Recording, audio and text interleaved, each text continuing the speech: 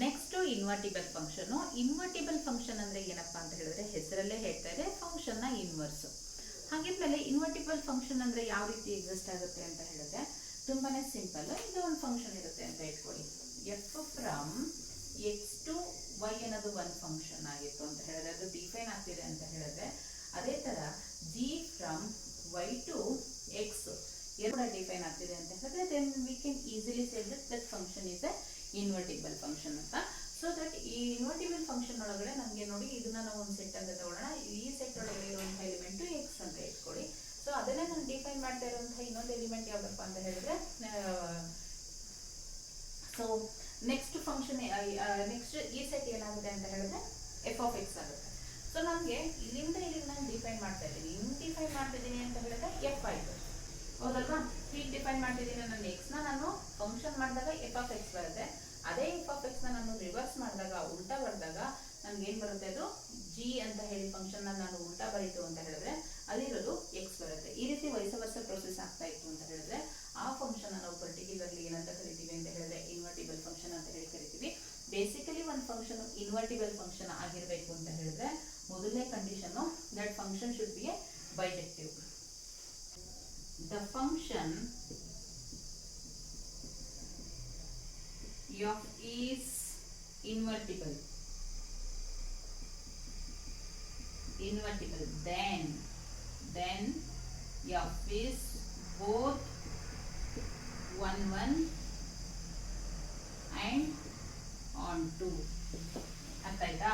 Function F ಅನ್ನೋದು ಅದು invertible ಆಗಿರ್ಬೇಕು ಅಂತ ಹೇಳಿದ್ರೆ ಅದು 100% ಮ್ಯಾಂಡೇಟರಿ ಏನಾಗಿರ್ಬೇಕು, 1 1 ಆಗಿರ್ಬೇಕು, ಆನ್ 2 ಆಗಿರ್ಬೇಕು. That is F is bijective ಆಗಿರ್ಬೇಕು. ಇನ್ ಎರಡನೇ ಕಂಡೀಷನ್ ಏನಪ್ಪಾ ಅಂತ ಹೇಳಿದ್ರೆ the function F is invertible. The function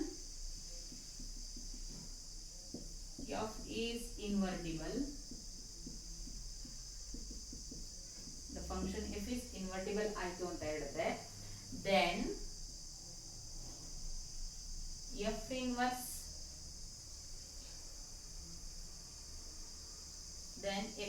of x exist. F inverse of x ಏನಾಗಿರುತ್ತೆ, ಎಕ್ಸಿಸ್ಟ್ ಆಗಿರುತ್ತೆ. ಅಂದ್ರೆ ಒಂದು ಫಂಕ್ಷನ್ ತಗೊಂಡು ನಾನು x to y ನ ಡಿಫೈನ್ ಮಾಡಿದ್ರು y ಆ ಫಂಕ್ಷನ್ ಡಿಫೈನ್ ಆಗಬೇಕು, ಸೇಮ್ ಇರಬೇಕು. ಅದೇ ತರ y to x ಮಾಡಿದ್ರು ಸೇಮ್ ನನಗೆ ಇನ್ಪುಟ್ ಬರ್ತಾ ಇತ್ತು ಅಂತ ಹೇಳಿದ್ರೆ ಅದಕ್ಕೇನಂದ್ರೆ ಇನ್ವರ್ಟಿಬಲ್ ಫಂಕ್ಷನ್ ಅಂತ ಹೇಳಿ ಕರಿತೀವಿ. ಅಂದ್ರೆ the function F is invertible then F inverse of X is exist.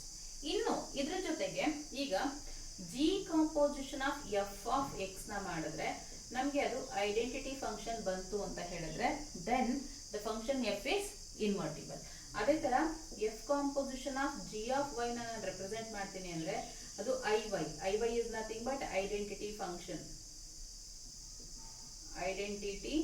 Function ಆಗಿತ್ತು ಅಂತ ಹೇಳಿದ್ರೆ ಅದನ್ನ ನಾವೇನಂತ ಕರಿತೀವಿ ಅಂತ ಹೇಳಿದ್ರೆ ಇನ್ವರ್ಟಿಬಲ್ ಫಂಕ್ಷನ್ ಅಂತ ಹೇಳಿ ಕರಿತೀವಿ. ಆ ಫಂಕ್ಷನ್ ಒಳಗಡೆ g composition of f i x ಗೆ f composition of g i y ಗೆ ಈಕ್ವಲ್ ಆಯ್ತು ಅಂತ ಹೇಳಿದ್ರೆ we can easily say that function will be a invertible function.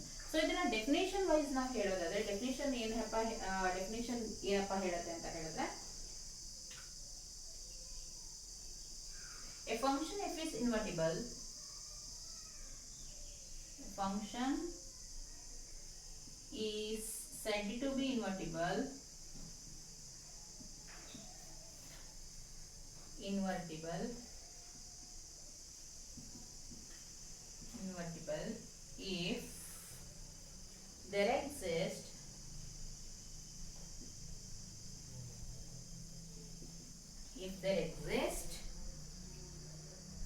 if there exists another function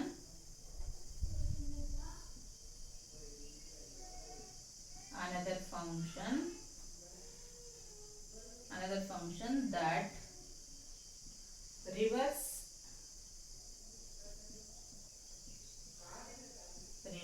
its effect. ಅರ್ಥ ಆಯ್ತಾ? So ಅಂದ್ರೆ function ಅನ್ನೋದನ್ನ ಒಂದು ಫಂಕ್ಷನ್ ನಾವು ಇನ್ವರ್ಟಿಬಲ್ ಫಂಕ್ಷನ್ ಅಂತ ಹೇಳಿ ಕರಿಬೇಕು ಅಂತ ಹೇಳಿದ್ರೆ ಅದೊಂದು ಫಂಕ್ಷನ್ ಕೂಡ ಎಕ್ಸಿಸ್ಟ್ ಮಾಡುತ್ತೆ. ಆ ಎಕ್ಸಿಸ್ಟ್ ಆಗುವಂತ ಫಂಕ್ಷನ್ ಏನಪ್ಪಾ ಆಗಿರುತ್ತೆ ಅಂತ ಹೇಳಿದ್ರೆ ಆ ಫಂಕ್ಷನ್ ನ ಪರ್ಟಿಕ್ಯುಲರ್ ಫಂಕ್ಷನ್ ರಿವರ್ಸ್ ಎಫೆಕ್ಟ್ ಅಲ್ಲಿ ಇರುತ್ತೆ. ಅರ್ಥ ಆಯ್ತಾ? ಸೊ ನಾವು ಸೇಮ್ ಏನು ಇನ್ಪುಟ್ ಕೊಡ್ತೀವಿ ಅದೇ ಔಟ್ಪುಟ್ ಅಲ್ಲಿ ನನಗೆ ಫಂಕ್ಷನ್ ಬಂತು ಅಂತ ಹೇಳಿದೆ, ಅಂದ್ರೆ ಐಡೆಂಟಿಟಿ ಫಂಕ್ಷನ್ ಬಂತು ಅಂತ ಹೇಳಿದೆ, ಅದು ಇನ್ವರ್ಟಿಬಲ್ ಫಂಕ್ಷನ್ ಆಗಿದೆ ಅಂತ. ಇವಾಗ ಇಲ್ಲೂ ಕೂಡ F composition of G of Y I Y ಆಯಿತು ಅಂತ ಹೇಳಿದ್ರೆ, G composition of F of X I X ಆಯಿತು ಅಂತ ಹೇಳಿದ್ರೆ, we can easily say that that function will be a invertible function. ಓಕೆನಾ? ಇದ್ರ ಮೇಲೆ ಒಂದು ಪ್ರಾಬ್ಲಮ್ ನೋಡೋಣ, ಅದು ನಮ್ಗೆ ಇನ್ನ ಈಸಿಯಾಗಿ ಅರ್ಥ ಆಗುತ್ತೆ. ತುಂಬಾನೇ ಸಿಂಪಲ್ಲು, ಕನ್ಫ್ಯೂಷನ್ ಮಾಡ್ಕೋಬಾರ್ದು. ಮೇಜರ್ ಆಗಿ ಒಂದು ಫಂಕ್ಷನ್ ಇನ್ವರ್ಟಿಬಲ್ ಆಗಬೇಕು ಅಂತ ಹೇಳಿದ್ರೆ ಕಂಡೀಷನ್ ಏನು, ಆ function both 1 1 and onto ಆಗಿರಬೇಕು. ದಟ್ ಮೀನ್ಸ್ ಬೈಜೆಕ್ಟಿವ್ ಫಂಕ್ಷನ್ ಆಗಿರಬೇಕು. ಓಕೆನಾ? ಒಂದು ಎಕ್ಸಾಂಪಲ್ ನೋಡೋಣ ಈಸಿಯಾಗಿ ಅರ್ಥ ಆಗುತ್ತೆ. ಎಕ್ಸಾಂಪಲ್, ಸೊ ಇದ್ರಲ್ಲಿ ನಾವು ಇವಾಗ ಎಫ್ ಇನ್ವರ್ಸ್ ಆಫ್ ಎಕ್ಸ್ ನ ನಾವು ಫೈಂಡ್ ಔಟ್ ಮಾಡಬೇಕು. Simply we can find F of X is equal to 2x plus 3 ಇದೆ. ಇದನ್ನ y ಇಸ್ ಈಕ್ವಲ್ ಟು ಅಂತ ಹೇಳಿ ಬರ್ಕೊಳ್ಳೋಣ. y is equal to 2x plus 3 ಆಯಿತು. ಸೊ y ನ ನಾನು ಈ ಕಡೆ ಕಳಿಸ್ತು ಅಂತ ಹೇಳಿದ್ರೆ y minus 3 is equal to 2x. So x is equal to y minus 3 divided by 2 ಆಗುತ್ತೆ. So simply we can write this as F inverse of y. F inverse of y is equal to y minus 3 divided by 2 ಅಂತ ಹೇಳಿ represent ಮಾಡ್ಬೋದು. ಅದನ್ನು ಅದೇ ರೀತಿ y ಬದಲು x ನ ನಾನು ರಿಪ್ಲೇಸ್ ಮಾಡಿದ್ರೆ x ಮೈನಸ್ 3 ಡಿವೈಡೆಡ್ ಬೈ 2 ಆಗುತ್ತೆ. ಓಕೆನಾ? ಇದು ಎಫ್ ಇನ್ವರ್ಸ್ ಆಫ್ ಎಕ್ಸ್ ಆಗುತ್ತೆ, ಇದು ಎಫ್ ಇನ್ವರ್ಸ್ ಆಫ್ y ಆಯಿತು. ಸೊ ಇವಾಗ ನೋಡಿ ಜಿ ಕಂಪೋಸಿಷನ್ ಆಫ್ ಎಫ್ ಮಾಡೋಣ. G composition of F, G composition of F of X ಅಂತ ಹೇಳಿದ್ರೆ G of F of X ಅಂತ ಹೇಳ್ಬಿಟ್ಟು, so G of F of X ಅಂತ ಅಂದ್ರೇನು, G of F of X ಅಂದ್ರೆ ಏನು, 2x plus 3, 2x plus 3. G function ಅಂತ ಅಂದ್ರೆ ಯಾವುದು, so that means F inverse of Y ಆಯಿತು. ಸೊ ಅದನ್ನ ನಾನು ಇದನ್ನ ಜಿ ಆಫ್ ವೈ ಅಂತ ಹೇಳಿ ಬರ್ಕೊಂತೀನಿ ನಾನು, ಜಿ ಆಫ್ ವೈ. ಓಕೆನಾ? ಜಿ ಆಫ್ ವೈಗೆ ನಾನು ಇದಕ್ಕೆ ಸಬ್ಸ್ಟಿಟ್ಯೂಷನ್ ಮಾಡ್ತೀನಿ ಅಂದ್ರೆ ವೈ ಜಾಗಕ್ಕೆ ಏನಾಗ್ತೀನಿ, 2x ಪ್ಲಸ್ 3 ನ ಹಾಕ್ತೀನಿ. 2x ಪ್ಲಸ್ 3 ಮೈನಸ್ 3 ಜಾಗದಲ್ಲಿ ಮೈನಸ್ 3 ಇದೆ ಡಿವೈಡೆಡ್ ಬೈ 2. ಪ್ಲಸ್ 3 ಮೈನಸ್ 3 ಎರಡು ಏನಾಯ್ತು, cancel. So 2x divided by 2 ಆಯಿತು. ಸೊ ಈ 2 ಎರಡು ಏನಾಯ್ತು, cancel. So g composition of F of x ಏನಾಯ್ತು, ಎಕ್ಸ್ ಆಯಿತು. So g composition of F of x should be equal to x. ಅರ್ಥ ಆಯ್ತಾ? ಸೊ ನೋಡಿ ಎಕ್ಸ್ ಬಂತು. ಅದೇ ತರ F composition of G of y ಮಾಡೋಣ. F composition of G of y. So F composition of G of y ಅಂತ ಅಂದ್ರೆ f of G of y ಅಂತ ಏನಿದೆ, y ಮೈನಸ್ 3 ಡಿವೈಡೆಡ್ ಬೈ 2.